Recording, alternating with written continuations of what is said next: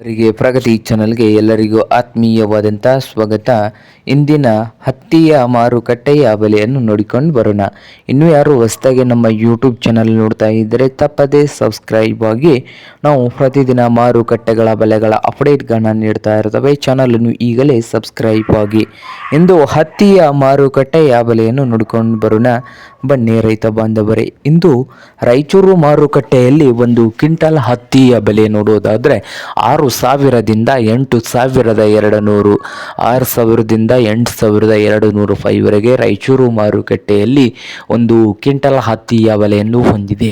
ಹಾಗೆ ವಿಜಯಪುರ ಮಾರ್ಕೆಟ್ನಲ್ಲಿ 6,500ದಿಂದ 8,400, 6,500ದಿಂದ 8,400 ರೂಪಾಯಿವರೆಗೆ ವಿಜಯಪುರ ಮಾರುಕಟ್ಟೆಯಲ್ಲಿ ಒಂದು ಕ್ವಿಂಟಲ್ ಹತ್ತಿಯ ಬೆಲೆಯನ್ನು ಹೊಂದಿದೆ.